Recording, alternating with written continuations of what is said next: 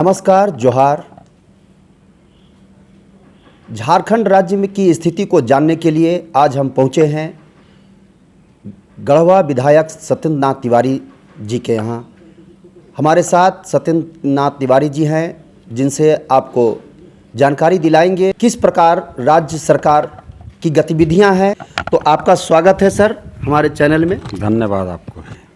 अभी बजट सत्र समाप्त हुआ, इसमें क्या कुछ चर्चा चला था और अभी क्या क्या समस्याएं अभी बाकी बरकरार है? देखिए, राज्य में सभी सेक्टर में काफ़ी आपाधापी है। सरकार का जो मैनेजमेंट है पूरी तरह फेल है।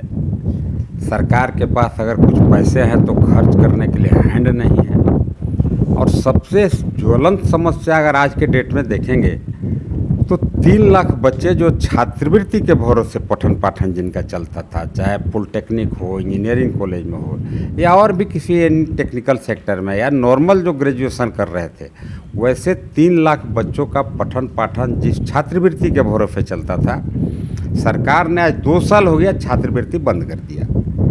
और सरकार के छात्रवृत्ति बंद होने का ही कुपरिणाम है कि आज 70% बच्चे का परीक्षा या पढ़ाई छूट गया। 30% बच्चे अगर इसलिए सरवाइव कर रहे हैं कि होटल में जा कर के प्लेट धोने का काम करते हैं, बायरा का काम करते हैं और वहाँ से पैसा लेकर के अपना फी पटा रहे हैं। तो सरकार को बताना चाहिए कि जब राज्य का भविष्य, जो नौजवान युवा है राज्य का भविष्य, अगर उनका पढ़ाई रुक गया, अगर उनका तो आप समझ सकते हैं इस राज्य का क्या हालात है।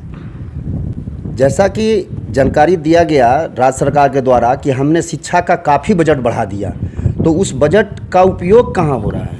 नहीं, देखिए, एक दिन के लिए ये लोग फैब्रिकेटेड बजट ले करते हैं और जिस दिन बजट का ले करेंगे आप देखेंगे बजट के आकार को तो 1.5 लाख करोड़ और उसमें शिक्षा का बजट 5,000 करोड़। इसलिए कि आम लोग जब एक दिन बजट को देखेंगे, पढ़ेंगे, तो उनको लगेगा कि ये सरकार भी शिक्षा के प्रति काफ़ी गंभीर है और अल्टीमेटली शिक्षा मद का पैसा खर्चा होगा नहीं।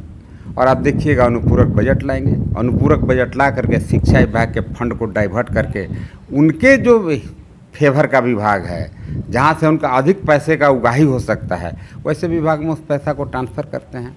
लेकिन आम लोग बस एक दिन बजट ले को देखते हैं, उनको लगता है कि सरकार शिक्षा के प्रति गंभीर है। ये सरकार देखिए लूट खसोट के प्रति गंभीर है। अगर पथ निर्माण विभाग से ज़्यादा उगाही हो सकता है तो सारा पैसा वो लोग अल्टीमेटली अनुपूरक बजट करके पथ निर्माण विभाग में ट्रांसफ़र कर देते हैं। तो पथ निर्माण विभाग में अनुपूरक बजट करके ट्रांसफ़र करते हैं केवल लूट खसोट करने के लिए। सरकार की मंशा नहीं रहती है कि किसी तरह से शिक्षा को बढ़ावा दें, आपका कहना है? बिल्कुल 100% सरकार का शिक्षा के प्रति रुचि ही नहीं है। आप ऐसे समझिए, अभी जेटेट के परीक्षा का आप हाल देखिए। 2016 के नोटिफिकेशन को अननेसेसरली ये सरकार बदल दिया और भाषा विवाद को लान करके खड़ा कर दिया। बच्चे दिग्भ्रमित हैं। हिंदी, भोजपुरी, मगही जो गढ़वा, पलामू, लातेहार की भाषा है, उसको 16 के नोटिफिकेशन से हटाने का क्या औचित्य है? 16 में आदरणीय रघुवर जी ने इस नोटिफिकेशन को लाया था और शांतिपूर्ण तरीके से परीक्षा भी हुआ और बच्चे बहाल भी हुए।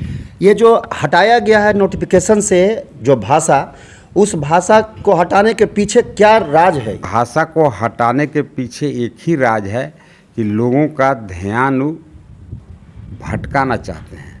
मूल्य विषय से लोगों का कैसे ध्यान भटके, इसलिए इस तरह के भाषा विवाद को लाए हैं। हम अभी भी कह रहे हैं, क्या भाषा विवाद को लाने से उनको कहीं वोट बैंक का बढ़ोतरी होगी? निश्चित तौर पर वोट बैंक की ही राजनीति है, ये तुष्टीकरण ही है, हम आपको कह सकते हैं।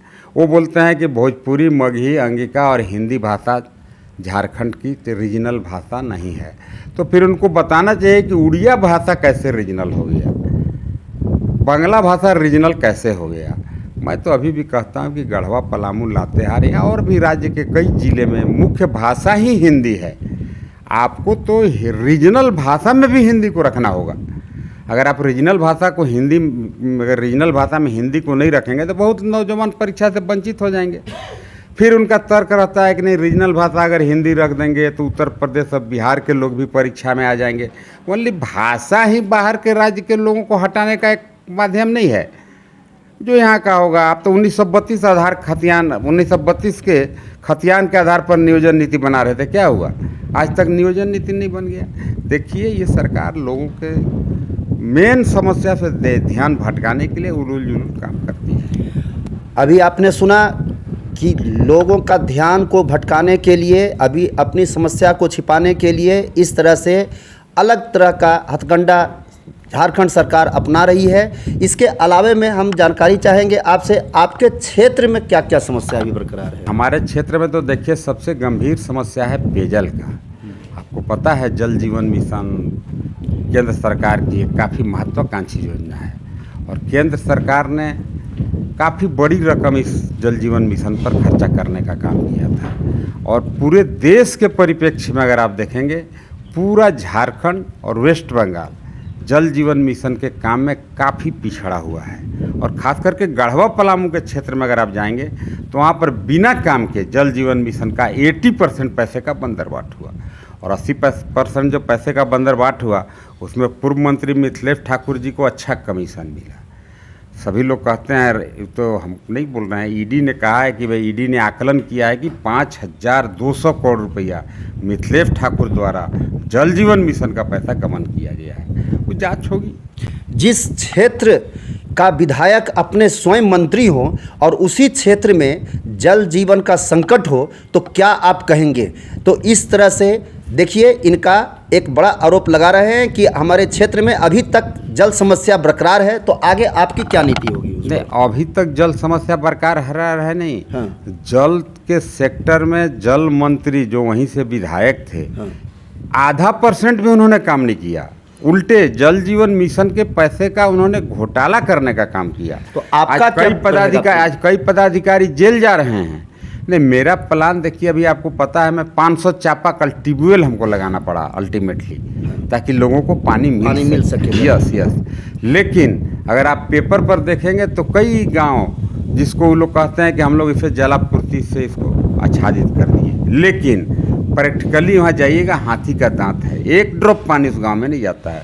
लास्ट में मजबूरी हम लोग को जो एमएलए फंड है, उस एमएलए फंड से हम लोग ट्यूबवेल लगा रहे हैं ताकि लोगों को टेम्प्रोरी राहत मिल सके पानी का। ये है परिस्थिति। ये परिस्थिति है तो आप लोग भी सुनते होंगे कि कागज़ पर काम हो जाया करता है और ज़मीन पर नहीं होता है। तो इसका सीधा उदाहरण जो है आप जा कर के इस विधानसभा में देख सकते हैं। आगे हम थोड़ा चर्चा करेंगे आपके यहाँ चिकित्सीय व्यवस्था का। काफ़ी लचर, हम कहें कि देखिए सरकार हर एक सेक्टर में फेल है। हमारे यहाँ छोड़िए, राज्य के कई ऐसे इस तरह के उदाहरण आते हैं कि एक मृत बच्चे को झोला में लेकर के अभिभावक को जाना पड़ा, एक बच्चे को टीना में बंद करके ले जाया जा रहा है।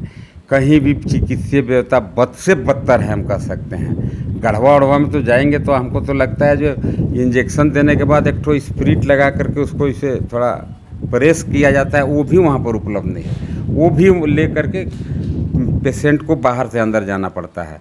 मुफ्तली डॉक्टर जो हैं वहाँ पर क्या है, बाहर में एक उनका अलग सेंटर चल रहा है। यहाँ के लोगों को समझाते हैं कि नहीं, सरकारी अस्पताल में इलाज नहीं होगा, वहाँ पर चले जाओ, मेरा साला का अस्पताल है, वहाँ पर ठीक होगा इलाज। मतलब चिकित्सीय व्यवस्था के बारे में तो आप कहिए मत। तो देखिए, वैसे भी देखिए, यहाँ का कोई भी नेता अगर बीमार हो रहा है तो इलाज कराने कहाँ जा रहा है? दिल्ली जा रहा है, भेलोर जा रहा है, चेन्नई जा रहा है। मतलब यहाँ के चिकित्सीय व्यवस्था पर उनका भी भरोसा नहीं है। आपने सुना कि जितने सारे माननीय होते हैं या अधिकारी होते हैं वो अपना इलाज को झारखंड में नहीं कराते हैं। तो इससे साफ स्पष्ट होता है कि यहाँ का चिकित्सीय व्यवस्था कितनी बदतर है, जिस पर किसी को विश्वास नहीं है। तो चलिए, ऐसे ही आपको और जानकारी दिलाएंगे। बने रहिए हमारे साथ। देते हैं वीडियो को विराम। धन्यवाद।